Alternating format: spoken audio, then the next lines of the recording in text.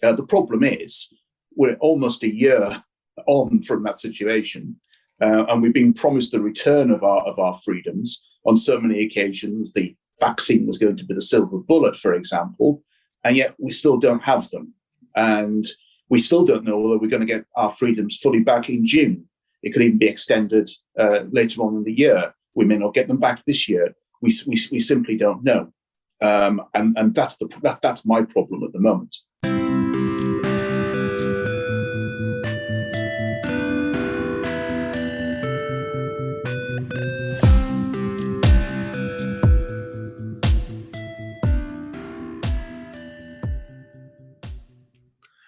Hello and welcome to another episode of Chatter.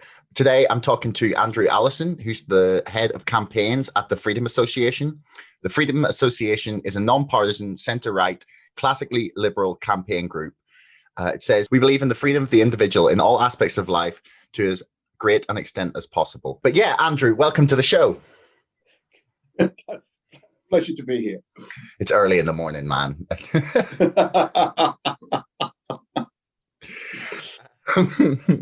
So before we start, I have to plug two things. First of all, my book is out now, Brexit, the Establishment Civil War. So if anyone enjoys this conversation and is interested in learning more about how I think social media is disrupting politics, they can go and order that. The link is in the description below. And I want to say thanks to our sponsor, ExpressVPN, the world's #1 most trusted VPN. You can get lightning fast connectivity with servers in 160 locations across 94 countries. Keep your browsing private with ExpressVPN and get a 35% discount on 12 months right now by following the link in the description below. So that is all the important things out of the way. Now we can just talk rubbish. So,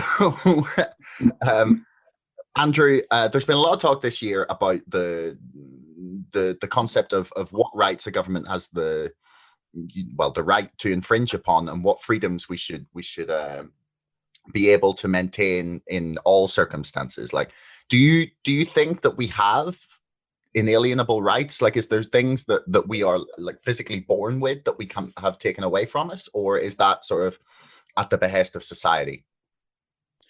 Well, if you go to some countries around the world, nobody has any rights at all. So I suppose the answer to that is no. But we live in a Western liberal democracy, a supposedly enlightened democracy. And therefore, we've had those rights for many centuries. Therefore, we would regard them as that we're born with those particular rights.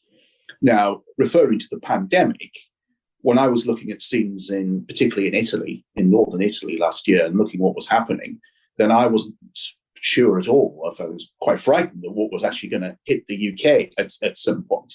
So for the government to take some sort of action, well, we supported it. The problem is we're almost a year on from that situation, and we've been promised the return of our freedoms on so many occasions. The vaccine was going to be the silver bullet, for example, and yet we still don't have them. And we still don't know whether we're going to get our freedoms fully back in June. It could even be extended later on in the year. We may not get them back this year. We simply don't know. And that's my problem at the moment. I mean, I can already hear the response that I know a lot of people would give, and they'd say, this is for our own good. It's because we need to protect the elderly, the vulnerable, the population. People aren't smart enough to make their own decisions. I've heard a few people make that comment, including James O'Brien, who I've become incredibly disappointed with of late. I mean, I was never his biggest fan, but he's really decided that he is the arbiter of other people's lives. And I guess that's the real debate that we're having here in the country or in the world about this, and it's like about how much the government are allowed to control or have a say in what we do in our personal lives. And I assume you would believe they've taken a step too far. I think they've taken a hop, skip, and a jump too far. To be perfectly honest, we can see when we look at the data from other countries, and Sweden didn't initially lock down at all. In fact, schools continued, whereas our schools were disrupted really for the best part of 6 months. in so many different ways. Some examples in the United States, where California was and New York State was, both of them were very strict in their lockdowns. Other states were not strict by any means. In fact, allowed people a lot more freedom. And the death tolls are pretty much the same. So what does it say? I always believe in the good sense of people. And if people feel that they're vulnerable and that they could get seriously ill or possibly die from COVID, then they will take all the necessary precautions to protect themselves. There are very few really reckless people around, and those reckless people would be reckless anyway. You can have a lockdown, yet there's still raves going on, illegal raves and things like that. So those people, irrespective of whether it's the law that you can't mix or whether it's a vice that you shouldn't mix and you should use your own judgment, those people will still do exactly the same. They won't change.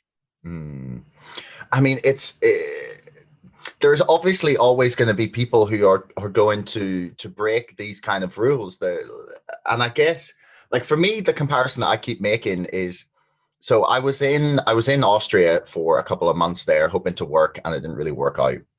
But at the top of the mountain, there's where the restaurant-y thing is. There's a whole bunch of benches, and they said that we weren't allowed to sit there when we went up the mountain.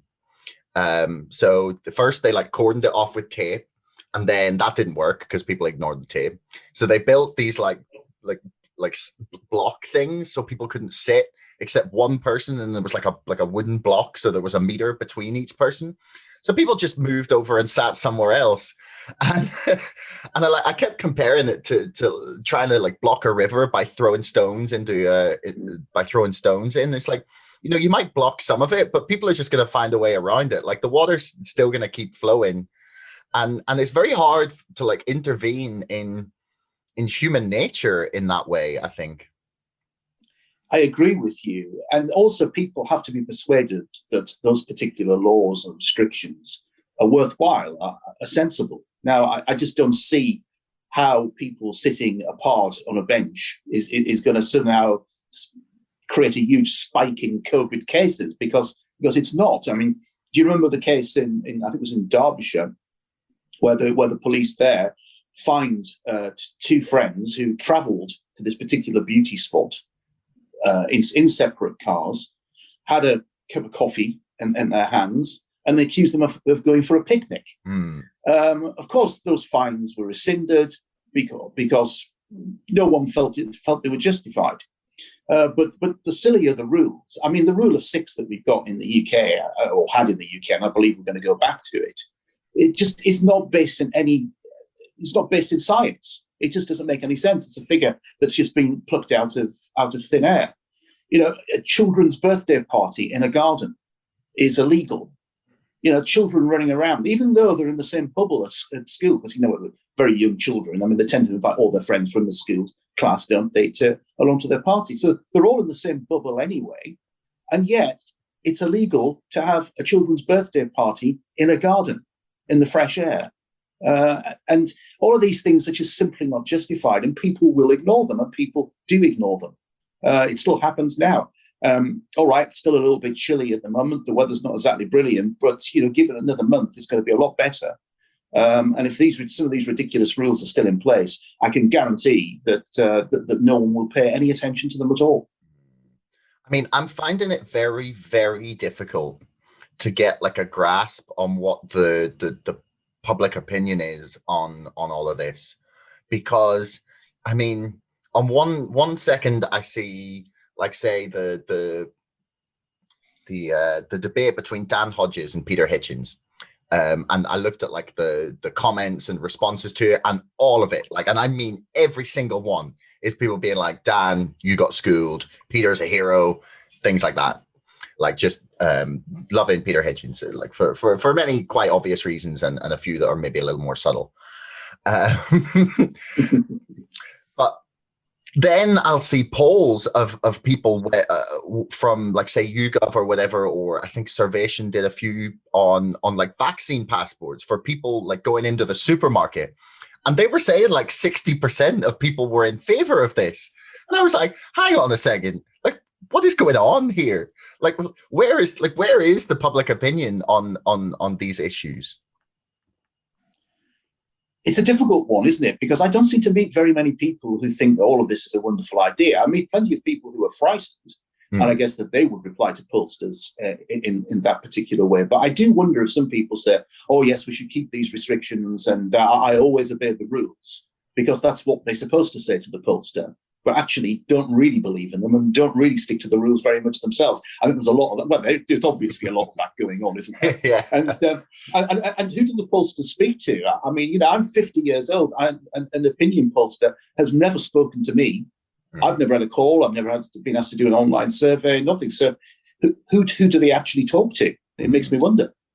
Yeah, I mean, this is a point a friend of mine often makes when we're talking about opinion polls, because he's signed up for YouGov. He likes to sort of keep an eye on what's being asked, essentially. So he'll always send me screenshots, and he always makes the point that, like, look, who are the people who are sitting around at home wanting to do like political polling online for like a tiny bit of extra cash, like £1 or something, maybe not even. And it's people who are interested in this already. So I guess like, especially like online polls are becoming, I would probably say, less and less reliable. I mean, maybe some people would disagree. Well, I think they probably are. And polling in general, you know, it hasn't really been going very well for them in the last few years, and I know it's they try to turn it into a science by weighting samples and things like that, but they have had their problems without a doubt. I mean, the one pollster that I do trust implicitly, and that's Sir John Curtis. And I've got when he does that exit poll, you know, general elections and things like that, I've got an insight on how he does it. He uses one polling station in a friend's constituency, a friend who's the MP, and he's so accurate, isn't he? I mean, you can seem to predict the general election down to about 3 or 4 seats. So, you know, if John Curtis said something, I tend to believe him, but the rest I take with a pinch of salt, maybe. And of course, it does all depend on the sample. I don't think you can really sort of say that it's a legitimate poll unless the samples are in the thousands, not 500 or 600. And I think that's when there's some wild inaccuracies there. I mean, I guess it's probably, I don't know, it's maybe like easier than ever, but still very close to impossible to get like a really representative sample of like the opinions in the United Kingdom based on like a few hundred people, even based on like a few thousand people. It's gotta be difficult. But like I kind of mentioned the digital passports the vaccine passports, and it's something I've been like really wrestling with, like whether I think it's a bad idea or a really bad idea.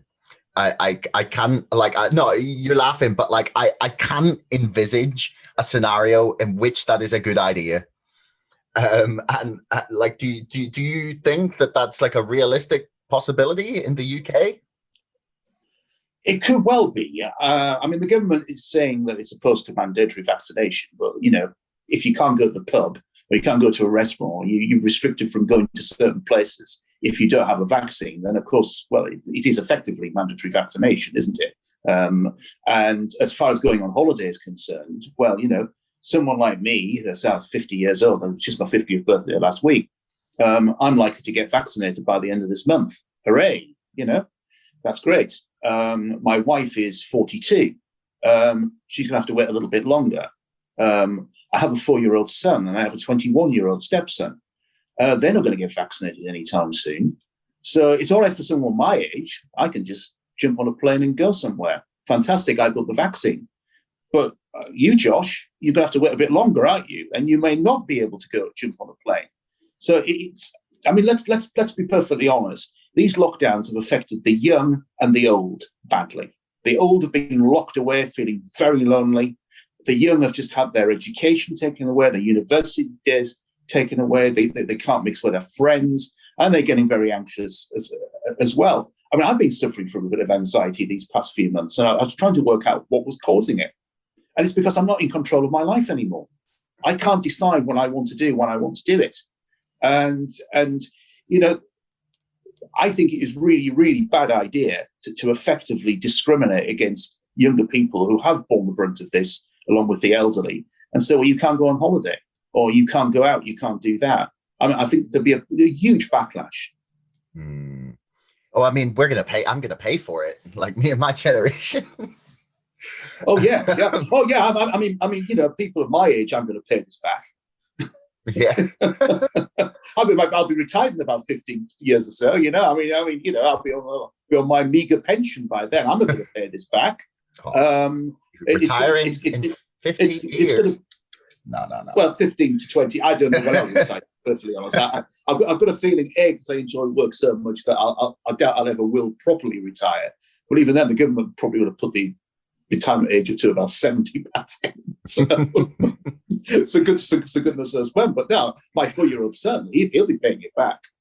Yeah, I mean, it's like you mentioned something there that really like struck me. It's the control aspect, and like this is something that I've really been struggling with as well, like myself. And sometimes when I say this, it sounds so like first world problems. You know, it's like, oh, you know, I can't jet off to the Maldives, or you know, that's what it sounds like. But it's not just that. It's like I'm attempting to plan like the next 6 to 9 months of my life, and it's really difficult when I don't know what's happening next week. Like. Yeah.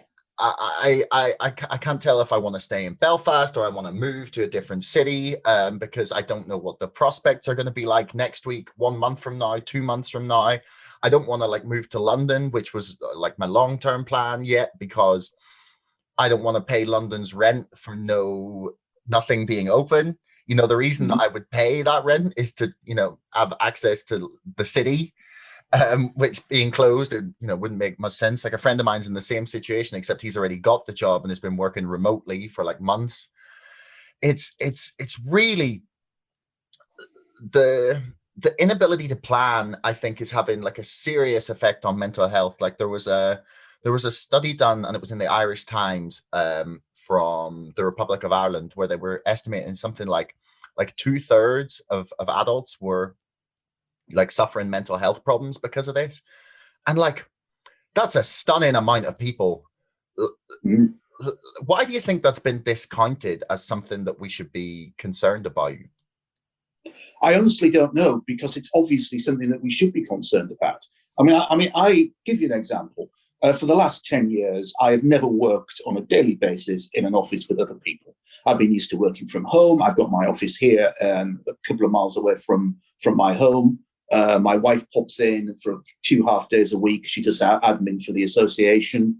And that's basically the company that I get. So I'm perfectly used to working in a sort of isolated way, you know. So when the lockdown first started, my life didn't really change very much, other than the fact that I couldn't go out and do what I wanted to do, of course. But when the second lockdown started in November, that's when I started to feel a little bit anxious. Now, bear in mind, I've been driving for the best part of 30 years. And I was driving along in the car, and there was a time when I thought, I don't think I feel safe here. I'm not quite sure what I'm doing. And it's very hard to explain, but I just didn't feel quite right. And I told my wife, and she said, I think you maybe should see the doctor. And I did. And to cut a long story short, the GP prescribed me what she said were just a mild antidepressant to try and take the edge off the anxiety. And that's why I said earlier, I was trying to work out why I was anxious. It's anxious because I'm just not in control. And I think that's what people are thinking of. We know that there's a huge mental health problem. My GP thinks I'll just bounce back straight away once we get our freedoms back, and I sincerely hope so. And I probably will. But there are others who are going to have real long-term problems, and yet the government just doesn't seem interested. I mean, it's been the governments of successive governments in this country have been promising to try and fund mental health services better, and nobody ever really sees any evidence of it. And they're going to have a real problem once we do eventually get out of all of these restrictions. They're not taking it seriously. I don't think the funding will be there. I think it should be there. But why do they not take it so seriously? Well, they keep saying that they do, but they don't. I mean, I got really, really mad when I was watching one of the press conferences. I guess it would have been a few weeks ago, or maybe like a month ago. And anyway, someone asked a question of Boris, and it was essentially like, what are you going to do about the mental health problems, especially for young people who are a generation that have already got severely elevated levels of mental health issues, depression, anxiety, things like that. And his response was that, okay, we're going to bring in a mental health officer or spokesperson to stand here with me in the press conferences. And I was just like, fuck you, man. Like, seriously. Yeah. The fact that you think that is an appropriate response, like the fact that you're like, well, there's that kid that's sitting at home, 17 years old, suicidal, or that 21-year-old who, dropped out of uni because they couldn't see anyone and they're, in a hole of depression but I am sure that they will be just enamored, over the moon. They will be jumping for joy that you have provided a mental health officer at your press conferences. Thank you, Boris. Words fail you, don't they? I mean, words do genuinely fail you. It's like when Boris says that I understand this, and he says this. He doesn't say. He doesn't try to say, well, it must be difficult if you're homeschooling or whatever. He said, I understand the difficulty parents are going through. And I think I just shout at the television, no, you bloody well don't, Boris. You don't have a clue. You haven't raised your children particularly. It's been your wife or your girlfriends or however many children he's got. But, it hasn't been you that's been raising your children all over these years. You haven't never had to homeschool a child. You actually don't have a damn clue what it's like for people. And it's the same with the mental health. It doesn't have a clue. You're right. I mean, putting a mental health officer in, an next press conference, well, obviously that will just wave that magic wand, as you said. I mean, it'll just solve all the problems for everybody. I mean, it's how would Boris describe it? A pyramid of piffle. Yeah, I mean, I'm getting quite sick of his metaphors. It's like, this is another arrow in our quiver to fight COVID. And you just go, who is writing this trash? Like, him. Believe me, he doesn't get a speechwriter to do that. He writes it. That's a really fair point. It is probably him. Like, that's one of the things that set him apart from politicians. I remember Tim Shipman actually writing about that. I think it was in Fallout.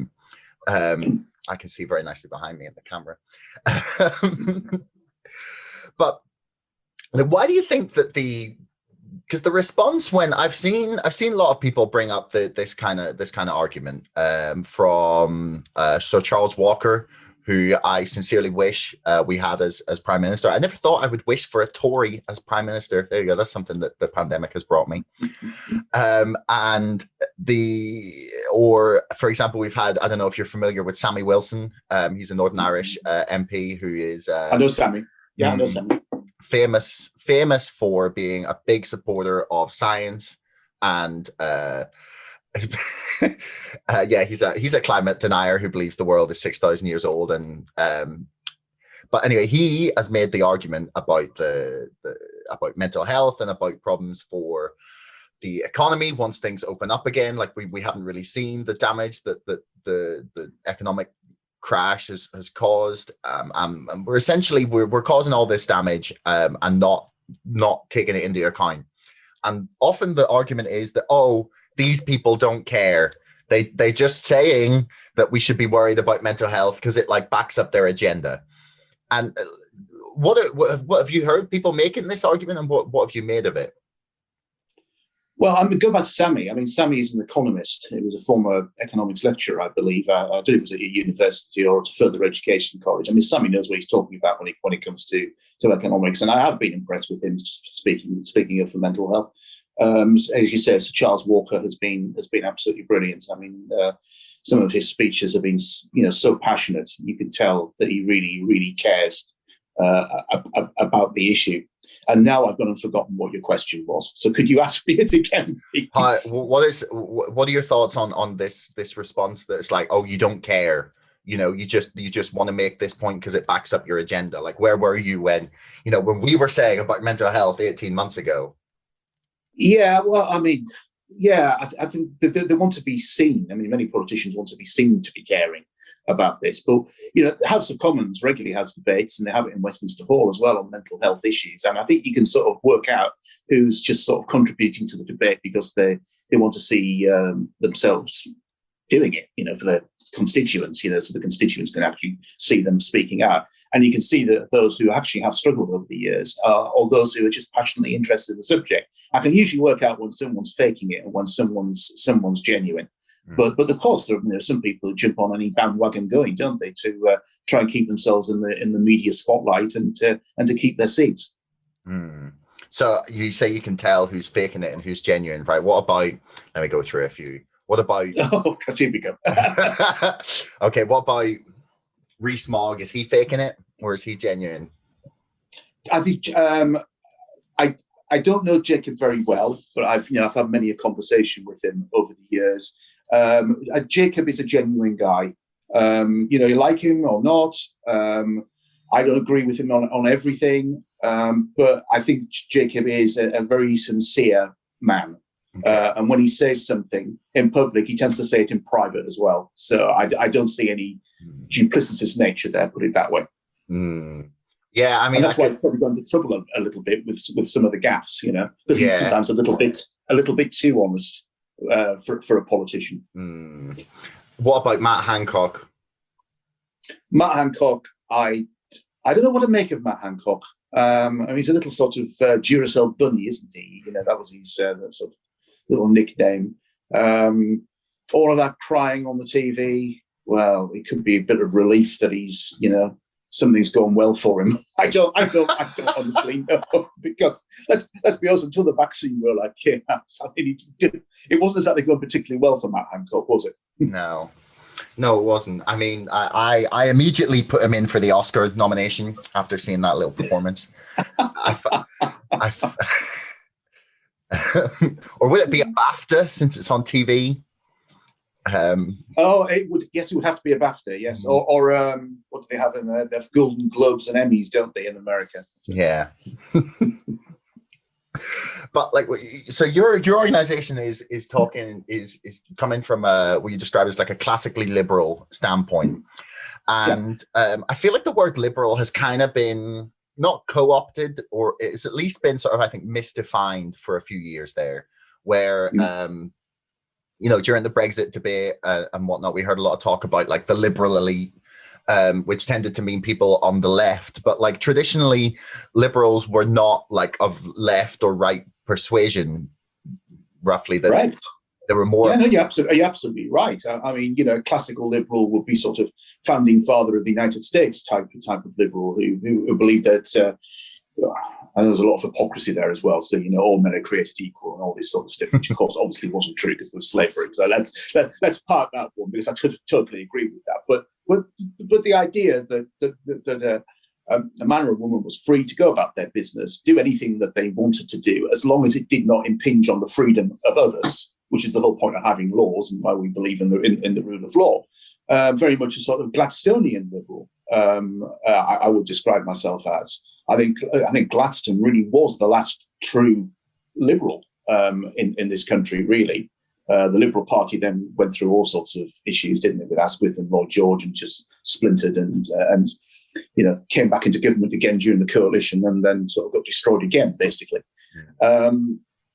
Margaret Thatcher was a classical liberal. Not everybody would agree with her policies, but her guiding ethos was basically that people are better or can make better decisions about their own lives than the government can, and that's pretty much what I believe. Yeah, I mean, so why do you think the term kind of lost its meaning there for a few years at least? And do you think that distinction is now coming back as a result of COVID and the kind of reaction to the lockdowns and mask mandates and whatnot? It's hard to say. I mean, as I said, certainly in the UK or Great Britain, as it would have been then. I mean, with Gladstone, as I said, he was probably the last true liberal. After that, the Liberal Party wasn't really was getting much more statist, shall we say, until it gets to the point where there wasn't much of a differentiation between the Liberal Party and the Labour Party. Policies were pretty much drifting sort of leftwards. So I think you can certainly see that in the UK. In America, I'm not quite sure what the origins of liberal are in America, to be perfectly honest, because it's certainly thrown around as an insult by conservatives. And conservatives with a small c, of course, not the Conservative Party. And we do talk about the sort of the metropolitan liberal left, don't we? So yes, when I describe myself as a proper liberal, as I say, a classical liberal, proper liberal, sometimes it needs some explaining because people don't quite understand what that is. I mean, it's probably where I now find myself, and it's never really a distinction I'd considered to make. I would have been considered by quite a few people to be like quite far left in a lot of my thoughts on, like I disagree. But like this year or last year, especially, I found myself like suddenly in this weird camp where I don't associate with like the modern left, who would be considered like the liberals. Like, as you pointed out, the word has been used as an insult by conservatives. Like Ben Shapiro has his leftist tiers or liberal tiers, like tumblers and t-shirts. And there's like a whole genre of memes about liberal tiers based around Trump and Brexit that do make me laugh. But like, where do you think this like distinction like comes? Like, do you think that there will be some sort of like split now where there is like a new party or like a new faction of like classical liberals like spring up, or someone like yourselves, or say like the Libertarian Party or something, or Lawrence Fox's I think it's Reclaim, yes. Yeah. Like, do you think that one of these parties is going to get traction? Because it seems to me that both of our major parties right now are kind of selling out their values. Like the Conservatives are the ones implementing like this really hard, clamp down on our personal freedoms, like a thing that I could never have imagined people like Jacob Rees-Mogg or Steve Baker or any of the ERG going along with. And then at the same time, you've got Keir Starmer just like doing his very utmost to ignore every single promise he made about how he was going to run the Labour Party when he was running to be its leader. Like like saying, we're not going to raise corporation tax. And then Rishi Sunak comes along and goes, ha, we've got you here, and decides to raise corporation tax. I feel like both are betraying their bases, and normally what would happen then is you'd see something else spring up, but I'm not convinced, or I don't see exactly who that might be. Like what do you think? Well, I think I'm going to apologise in advance because this could be a long answer. At the end of it, I may not even have an answer for you because it's a difficult one. But let's go through all those sort of elements. For starters, we've got the first past the post system, and both main parties are committed to first past the post, so nothing is going to change. And whilst we've got that, it's ultimately going to mean that either Labour or the Conservatives are going to form a government. It could be a coalition government, but you're either going to have a Labour Prime Minister or you're going to have a Conservative Prime Minister. So all these new parties that are coming out are just going to crash and burn, as they always have done. The only exception to that, of course, was UKIP, and UKIP could do that through the European Parliament and get plenty of people elected, and that's where UKIP's successful. Well, we don't have that anymore. So it's going to be difficult for these new parties. So what you end up doing is you end up aligning with a party. I align with the Conservative Party because, in general, most of its principles are what and views I agree with, although there's lots that I completely disagree with. Therefore, we try and push more classically liberal views along, because we don't have much of a chance with the Labour Party. There are some actually in the Labour Party, and I do know them, but they're very, very much in the minority. So it tends to be the Conservative Party that you would work with more, and you try to nudge them in that particular direction. I mean, that's what pressure groups do. The one rule in politics is that you can't go from A to B like that and change it. there are lots of different stages along, and you just try to nudge it in that particular direction. So that's where we are there. As for the main parties, well, I remember doing a podcast about a year ago, I would think. It was just before Keir Starmer was announced as leader of the Labour Party. And I was doing it with a Labour Party member. And I said, if the Labour Party elects basically a London metropolitan type leader, it will be the biggest mistake, because they will not really have any traction with what was traditionally the sort of working class base in the Midlands and the north of England. And it's proving true. I mean, Keir Starmer doesn't really have any cut through at all.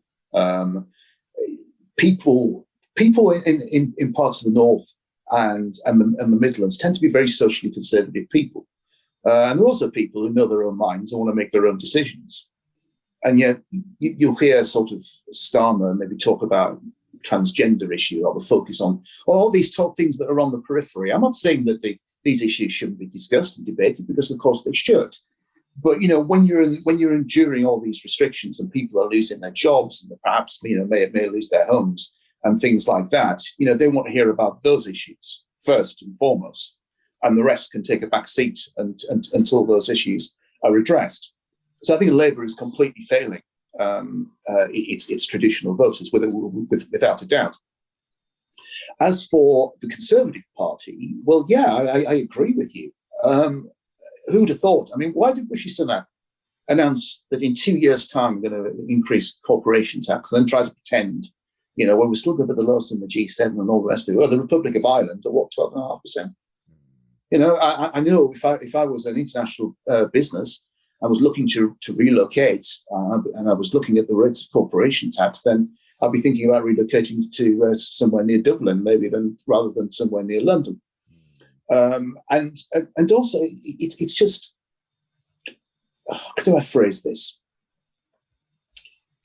Boris Johnson, in particular, has fallen into the trap of trying to argue using the Labour Party and the left's turf. I'm explaining this very badly, but he's basically not saying, well, we're different.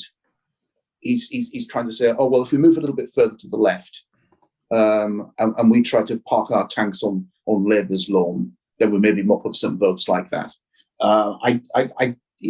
He tries to pretend that he's a libertarian, but I see precious little evidence of that.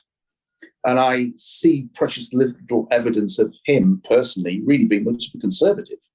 What is Johnsonism? I don't know. I don't think he knows from one day to the next.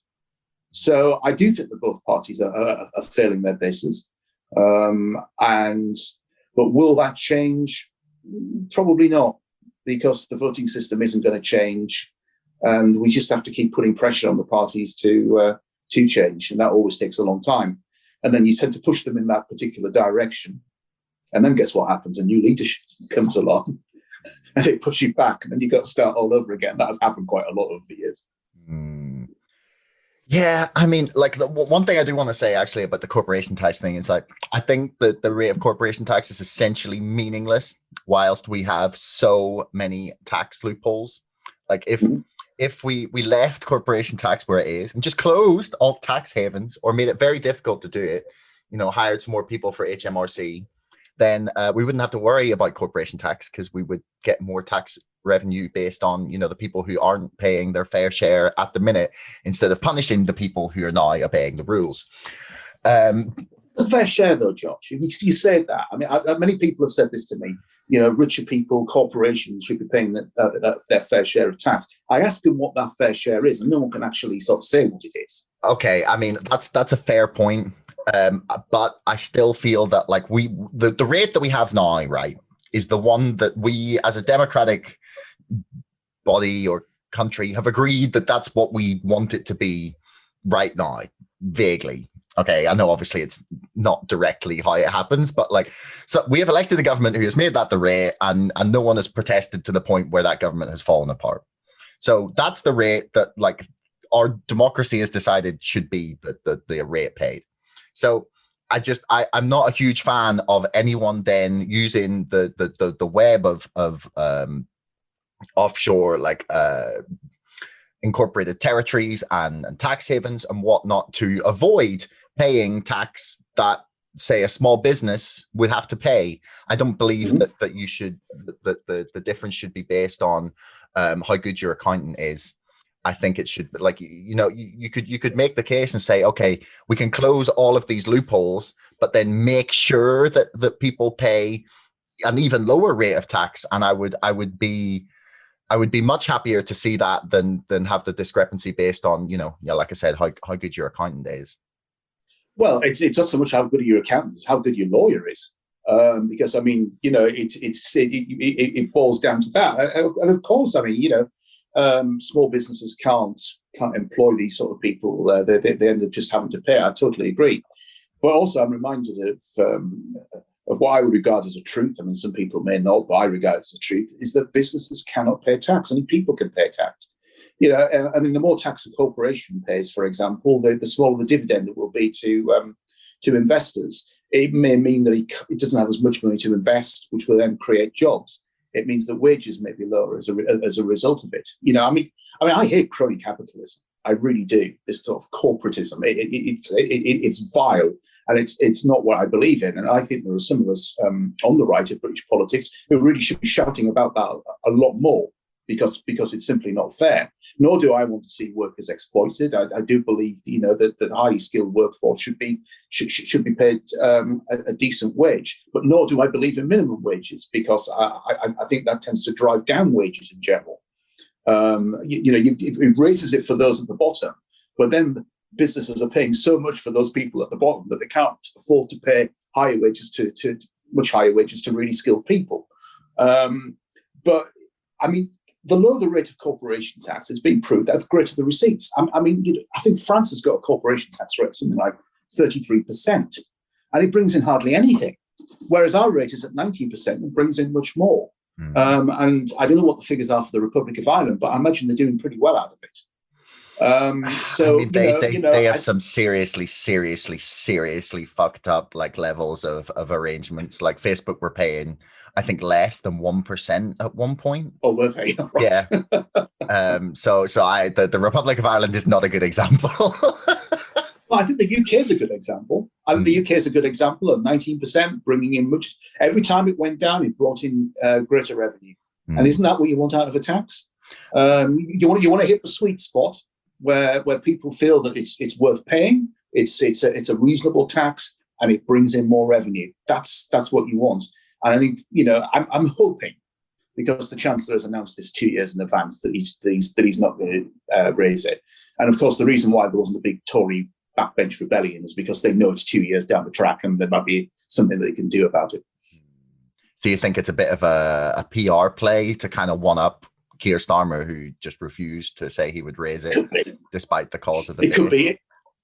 To me, it seemed a silly decision. If you're going to raise corporation tax, do you do it all in one go? No. I mean, you just don't, do you? I mean, it's a 6% increase. I know what that as a percentage of the percentage is, but that's what it's going up by about 30%. 6%. 6 pence. Yeah, something like that. Yeah, about a third. Yeah, just under a third. That's one hell of a hike, isn't it? I think even Labour's plans were to do it incrementally, as far as I was aware. Yes, it was. I heard John McDonnell being interviewed about this last week, and he said, yes, we said we would increase it, but we were going to do it by a couple of percentage points on a gradual thing. I'm not sure whether that's going to happen. I'm not going to worry about it. I'll think about the situation on corporation tax probably in about 18 months' time, because that's when we really need to start thinking about it. So you mentioned that you don't think Boris has a real ideology, or that that he kind of he marketed himself as like potentially, I think maybe as like a classical liberal when he was mayor of London. And then when he was trying to run for leader of the Conservative Party, he was kind of portraying a much more libertarian, sort of conservative, like traditional conservative, like standpoint. But like, where do you think this administration is going to go once we get. So let's hope that we don't get the vaccine passports and we end up with some of our freedom back fairly soon. Like, what are we going to see like from this government, do you think, moving forward in terms of like to build back better and all those other meaningless phrases? Borrowed from Joe Biden as well, by the way. I think Biden came up with Build Back Better before Boris did. I think it was from the World Economic Forum or the Rand Corporation. I cannot remember who it is, but it's like an older phrase. And right. So is the Great Reset. And they were told, like, anyone using them, those phrases, like 8-9 months ago, was like being shadow banned, told they're a conspiracy theorist. And then all of the leaders of the world started to come out and say this exact phrase. It was so weird. Mm-hmm. Boris is a big state conservative. He loves his spending, doesn't he? He loves these big infrastructure projects. That's where Boris is going. I mean, by the time HS2 is built, I'm quite sure I'll still be alive the way things are going. I totally oppose HS2. I just don't see the point of it. I really don't. We're moving into a world where more people are doing things online, especially after this, pandemic. And people will gradually go back to their offices, I'm sure, but there'll be plenty of people who won't, or people who just go back to their offices for 2 or 3 days a week or whatever it is. And I just don't see the point of HS2. I think we actually want to encourage people to travel a little bit less for business. Fine for leisure. That's great. We all need our holidays. We all want our time away. We all want to visit our family and friends and things like that. But for business, is it really necessary? And let's be honest, HS2, the only way that's going to pay is if business people travel a lot. And they go into their first class seats, paying an exorbitant amount of money. But Boris is promising everything, of course, to his backbench MPs, particularly in the North and the Midlands, because they've promised so much to their constituents to get themselves elected. And we hear it all the time, don't we? We need a new bypass here, for example.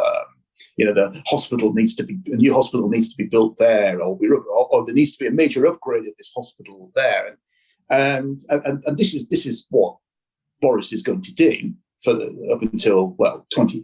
I would imagine that the next general election will be spring 2024, unless he springs a surprise on us and goes earlier. But he's certainly not going to go for another December election again, is he? I mean, no one wanted that. So he's basically got just about another 3 years, and he'll spend a lot of money. And if that money is seen to be spent well in those particularly sort of new red wall or blue wall, if you want to call them, constituencies, then the party's likely to get elected. And I go back to what I say about Keir Starmer. He just doesn't have any cut through in the north. Labour's lost Scotland. I mean, they haven't got a cat and hell's chance of getting all those seats back in Scotland. And Labour always relied on Scotland, to really build up its majority, or sometimes just to get elected. If you go back to the sort of 1970s, the 60s and 70s, hadn't it been for Scotland, there wouldn't have been a Labour government. So, I don't know what's going to happen. It's very difficult to predict the future, especially, if you told me at the beginning of last year, 2020, that there would be a lockdown for a year just about, and all our freedoms would be taken away. I wouldn't have believed you, but it happened, didn't it? Yeah, it did. And everyone thought 2021 was going to be a nicer ride. And I was getting a lot of hate for people being like, you do realize this doesn't get better. Like, you do realize that this next year is going to be as crazy, if not crazier. Like, we seem to have this like just exponential level of madness that continues to build with everything. The world seems to get crazier and crazier and crazier at the minute, and I find it hard to envision that slowing down. Like, I can't see things getting calm again. Too many people are like in that like war mindset. The country is too polarized. The media love the conflict too much, and the kind of like constructed culture war that we're going through is like people are ready for this sort of like battle mentality that seems to produce all this madness, and I don't see it going away anytime soon. But yeah. Well, there's one thing to think about that. I mean, the Coronavirus Act needs to be renewed this month. and it's going to get renewed for another 6 months. By the time we come to the end of September, I'm sure you remember when you're at school, you went back to school in September. About 3 or 4 weeks later, if that, everyone was coughing and spluttering because all the viruses were starting to go around and all the rest of it. And I can see it being extended again up until March next year. It's something I'm fighting against. I'm working with some MPs to fight against that. But when you have the majority of the Conservative Party just backing the government on this, and then you've got the opposition not being an opposition at all, then, people say, well, why don't you do more? Well, I can't win. It's as simple as that. I cannot win because there's a huge majority of hundreds in the House of Commons in favour of continuing with restrictions. You've got a country absolutely terrified. I mean, I'll give you an example. I think it was probably last August, actually, when we had the Eat Out to Help Out scheme. And my wife and I took our 4-year-old son to a pub a few miles away for something to eat. And we were trying to leave, and he was sort of typical 4-year-old, sort of like not wanting to move and all the rest of it. And we said, come and finish your drink, and then we're going. So he had about half a glass of juice, cordial left. And he drank it a little bit too quickly. So as he put the glass down, he started to cough. And there was a woman who I'd say probably in her 70s, who was a good sort of 3 or 4 meters away from us, went like that, as if he was an angel of death about to kill her. And all he'd done is go his drink down just a little bit too fast. And people are genuinely terrified. I mean, you've probably seen people driving around in their own car by themselves with a face mask on. I mean, what the hell are they worried about, You see people in the middle of nowhere with a face mask on. People are genuinely frightened. Now, how do you unfrighten a nation? That's the question. I mean, we still got these adverts coming through, particularly on the radio that I hear, where, if you have a tradesman coming to your house, maybe an emergency plumber, do you always open the window? That sort of thing. Can you look a nurse in the eye? And all that sort of stuff. I mean, this is all terrifying stuff. I have maybe slightly jokingly said that Goebbels would be proud of this propaganda because it has really, really been very, very good. And the government apparently is going to change tack because they're going to stop using this, save lives, protect the NHS sort of stuff. They're going to stop using that next month. And then they're going to start to encourage people to come back to normal. Well, how do you encourage people to come back to normal when just a few days before it wasn't normal and you had to stay home to protect the NHS and save lives?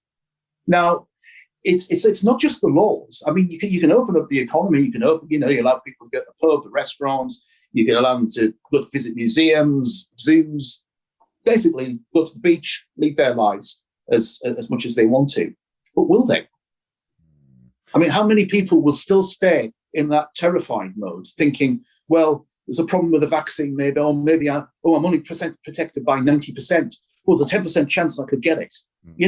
There are people who will think like that. I mean, I've come across lots of examples reading in the newspapers about there was one couple who got their Sunday paper delivered. So it went through their letterbox and they literally left it there until the Wednesday, just in case it had COVID on it. And we can say, well, that is mad, but this is how it's affecting people. I would say that's actually probably a mental health problem. But it's an undiagnosed mental health problem. It takes us back earlier in the conversation. So it really worries me. I mean, getting back to normal, I just don't see it happening anytime soon, irrespective of the laws changing and restrictions being lifted. You could be right. I mean, I definitely think that. I mean, I don't know how in depth the public inquiry will be, or how in depth or how toothless it will be. But I guess the thing that that's kind of confused me about the last year or so is the media have really loved this fear and everyone. I've spoken to a few people about this, and a couple of people have told me I'm being a bit crazy about how much power I think the media have. But I think everyone underestimates how much, even still, we may be sort of the mainstream press might be kind of losing their edge, but like they're still the ones that set the national mood or sort of like base the national conversation. And they've drummed the fear like so hard. And I think you're probably right. Like it may take a while to get people to kind of come out of their shell again. I mean, like the thing that I find is that if you can try and get people to confront the thing that they're scared of, I find this as well, that it becomes less scary.